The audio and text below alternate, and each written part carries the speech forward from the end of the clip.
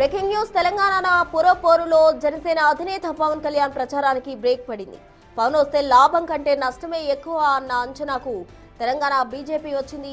అంతేకాదు జనసేన మద్దతు కోరి అధికార విపక్షాలను ఆయుధాన్ని అందించామా అని కమలనాథులు తలలు పట్టుకుంటున్నారు.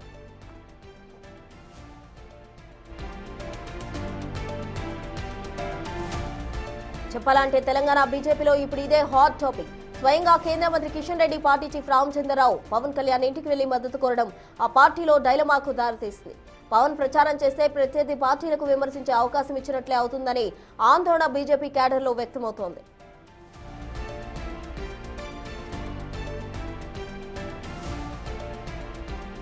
పవన్ సపోర్ట్ పై స్థానిక నేతలు అసంతృప్తిగా ఉన్నారు. అంతేకాదు ఎన్నికల ప్రచారంలో పవన్ పేరు గాని ఫోటోలు గాని వాడుతని నిర్ణయించుకున్నట్టు సమాచారం.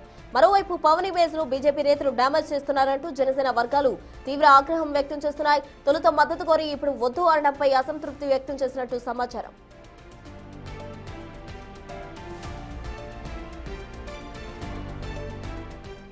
ఇదే సమయంలో పవన్ ప్రచారం రద్దు కావడానికి అనారోగ్యం కారణం కాదని జనసేన క్లారిటీ ఇచ్చింది. ప్రధానంగా భద్రతాపరమైన ఇబ్బందులు, రూట్ మ్యాప్ సరిగా ఇవ్వకపోవడం వల్లే పర్యటన వాయిదా పడిందని పార్టీ వర్గాలు చెబుతున్నాయి.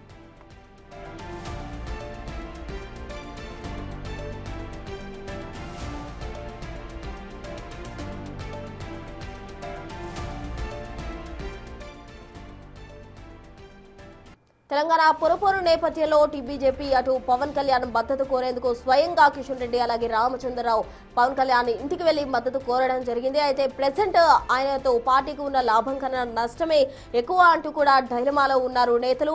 తప్పు చేశామా అన్న డైలమాలో కిషన్ రామచంద్రరావు ఉన్న నేపథ్యంలో మరోవైపు స్థానిక నేతలు కూడా ఎటువంటి పరిస్థితుల్లో ప్రచారంలో ఆయన ఫోటో గానీ ఏమీ కూడా వాడకూడదంటూ కూడా వారు కొంచెం అసంతృప్తి వ్యక్తం చేస్తున్న పరిస్థితి. పురపోరులో జనసేన సపోర్ట్ బై బీజేపీలో తిరుగుబాటు స్వరం ఎక్కువగా కూడా వినిపిస్తుంది. ఒకవేళ పవన్ పేరు వాడినా కానీ, పవన్ ప్రచారం చేసినా కానీ ఇతరులకు ఏదైతే అధికార విపక్షాలు ఉన్నాయో వాటికి మాట్లాడేందుకు కానీ ఎక్కువ అవకాశం ఇచ్చినట్టు కూడా ఉంటుందని డైలమాలో పడ్డ పరిస్థితి కనిపిస్తోంది. ఇదే అంశానికి సంబంధించి తాజా అప్డేట్స్ మా ప్రతినిధి వెంకట్ అందిస్తారు. వెంకట్, చెప్పండి, బీజేపీకి సంబంధించి పవన్ కళ్యాణ్ మద్దతు కోరేందుకు గారు కిషన్ రెడ్డి అలాగే రామచంద్రరావు ఇద్దరు కూడా స్వయంగా పవన్ కళ్యాణ్ ఇంటికి వెళ్లి మద్దతు కోరారు. ఇప్పుడు వద్దు అంటున్నారు. అటు జనసేన కూడా ముందు కావాలి అని, తర్వాత వద్దు అనడం పట్ల జనసేన నేతలు కూడా అసంతృప్తి వ్యక్తం చేస్తూ ఉన్నారు. మరోవైపు ఆ డైలమాలో ఉన్న వీరి సిచ్యువేషన్ ఏంటి? తాజా అప్డేట్స్ చెప్పండి.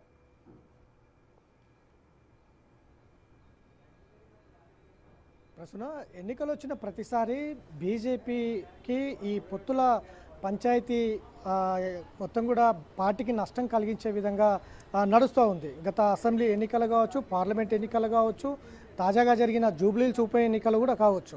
ఈ పొత్తుల అంశం వచ్చేసరికి ఎన్డీఏ కూటమి బీజేపీకి ఇక్కడ మద్దతు ఇవ్వాలనే ఏదైతే ఉందో ఇదంతా కూడా పార్టీకి ఒక రకంగా డ్యామేజ్ చేస్తూ వస్తుందన్న చర్చ అయితే పార్టీలో జరుగుతోంది. ఇక తాజాగా జరుగుతున్నటువంటి మున్సిపాలిటీ ఎన్నికల్లో కూడా అదే సీన్ రిపీట్ అవుతున్నటువంటి సిచ్యువేషన్. ఒకవైపు ఆంధ్రప్రదేశ్లో ఎన్డీఏ కూటమి అధికారంలో ఉంది.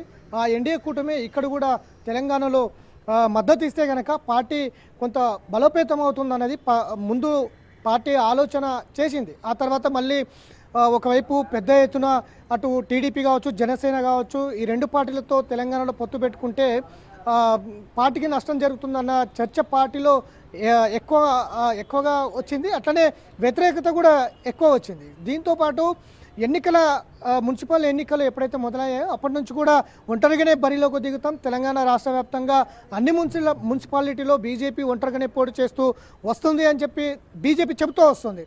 కానీ తీరా ఎన్నికలు వారం రోజులు ఉన్న సమయంలోనే ఇటు జనసేన నేతతో అప్పటికే నామినేషన్ల పర్వం కూడా పూర్తయిన తర్వాత జనసేన ఇంటికి ఇటు కేంద్ర మంత్రి కిషన్ రెడ్డి, రామచంద్రరావు ఇద్దరు కూడా జనసేన అధినేత పవన్ కళ్యాణ్ ఇంటికి వెళ్ళి పొత్తుల అంశం, మద్దతు అంశం మాట్లాడిన తర్వాత ఒక్కసారి పార్టీలో అంతా కూడా గందరగోళ పరిస్థితులు. ముందు నుంచి పార్టీ ఒంటరిగా వెళ్తోంది అని చెప్పి ఇప్పుడు నామినేషన్ల తర్వాత ఈ విధంగా మళ్ళీ పొత్తులో అంశం బయటికి తీసుకురావడం, పార్టీలో పూర్తి స్థాయిలో వ్యతిరేకత రావడం కూడా పార్టీకి కొంత ఆలోచించినటువంటి నేపథ్యం. దాదాపు ఇప్పటికే జనసేన రాష్ట్రంలో 350 పైచిలుకు కౌన్సిలర్ మున్సిపాలిటీలలో పోటీ చేసి ఉంది. ఇక ఒకవైపు ఎన్డీఏ కూటమిలో భాగస్వామిగా ఉన్నటువంటి జనసేన అటు జనసేనకు ప్రచారంతో పాటు ఇటు బీజేపీ వైపు కూడా ప్రచారం చేయాలని చెప్పి ఇటు కేంద్ర మంత్రి కావచ్చు, ఇటు రామచంద్రరావు అధ్యక్షులు ఇద్దరు కూడా పవన్ కళ్యాణ్ కలవడం, మొత్తం కూడా పార్టీలో అసంతృప్తి వ్యక్తం అవడం, ఇటంతా కూడా ఒక రకంగా పార్టీకి డ్యామేజ్ చేస్తుంది అన్నది కూడా పెద్ద ఎత్తున రావడం. అట్లనే అధికార పార్టీ కాంగ్రెస్ పార్టీ కూడా ఈ అంశాన్ని, జనసేన పొత్తు అంశాన్ని పెద్ద ఎత్తున విమర్శలు గుప్పించడం, అట్లనే బీఆర్ఎస్ కావచ్చు ఇతరత్ర పార్టీలు కూడా పెద్ద ఎత్తున విమర్శలు గుప్పించడం, పార్టీ ఒక రకంగా చెప్పాలంటే కూడా జనసేనతో వెనకడుగు వేయడం. ఎందుకంటే గతంలో తెలంగాణకు వ్యతిరేకంగా నిలిచిన పార్టీ జనసేన, అట్లనే తెలంగాణకు సంబంధించి అనేక వ్యతిరేక పదాలు కూడా వినిపించినటువంటి పవన్ కళ్యాణ్తో ఎట్లా పొత్తు పెట్టుకుంటారనేది కూడా ప్రధానంగా చర్చ వచ్చినటువంటి నేపథ్యం. అందుకే ఇటు మెజారిటీ ఎమ్మెల్యేలు కావచ్చు, ఎంపీలు కావచ్చు, ముఖ్య నేతలు కావచ్చు జనసేనతో పొత్తు వద్దనేది ప్రధానంగా పార్టీలో వినిపిస్తున్నటువంటి అంశం. అందులో భాగంగానే ఇవాళ రేపు 2 రోజులు పవన్ కళ్యాణ్ రాష్ట్ర వ్యాప్తంగా విస్తృతంగా తిరగాలి, అటు జనసేన అభ్యర్థులు ఇటు బీజేపీ అభ్యర్థుల వైపుకు ప్రచారం చేయాలన్నది కూడా ఒకవైపు జనసేన ప్రకటించి ఉంది.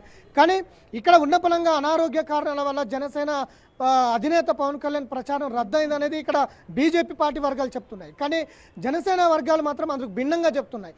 పవన్ కళ్యాణ్కి ఎలాంటి అనారోగ్య కారణాలు లేవు, కేవలం ఇక్కడ షెడ్యూల్ ఇవ్వకపోవడం, ఎవరు ఇవ్వలేదు, పార్టీ ఇవ్వలేదా, లేకపోతే అధిష్టానం పెద్దలు ఈ పొత్తుల అంశాలు వెనుకకు వెళ్ళాలని రాష్ట్ర నాయకత్వంకి తీర్మానం చేసిందా, ఎవరు షెడ్యూల్ ఇవ్వలేదనేది కూడా ఒకవైపు చర్చ జరుగుతుంది. అట్లనే ఏదైతే భద్రతకు సంబంధించిన అంశాలు కూడా పూర్తి స్థాయిలో షెడ్యూల్ విడుదల చేయకపోవడమే జనసేన టూర్కు రద్దు అనేది జనసేన వర్గాలు చెప్తూ ఉన్నాయి. ఇలా 2 భిన్నమైన అంశాలు, ఒకవైపు పార్టీకి డ్యామేజ్ చేస్తోంది, జనసేనతో పొత్తులు పెట్టుకుంటే ఇక్కడ తెలంగాణలో పార్టీ గత ఎన్నికల్లో ఏ విధమైనటువంటి రిజల్ట్స్ వచ్చాయి, ఈ మున్సిపాలిటీ ఎన్నికల్లో అదే రిజల్ట్స్ వస్తాయి అనేది కూడా ఒకవైపు పార్టీలో చర్చ జరుగుతుంది.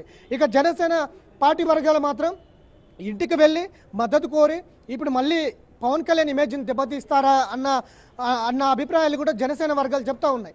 కాబట్టి ఇట్లాంటి 2 భిన్నమైన వర్గాలు జనసేనను ఎందుకు మద్దతు కోరారు, మళ్ళీ ఎందుకు వద్దన్నారు, ఒకవైపు జనసేన వర్గాలు కూడా చాలా గురుగా ఉన్నాయి బీజేపీ నాయకత్వం పైన.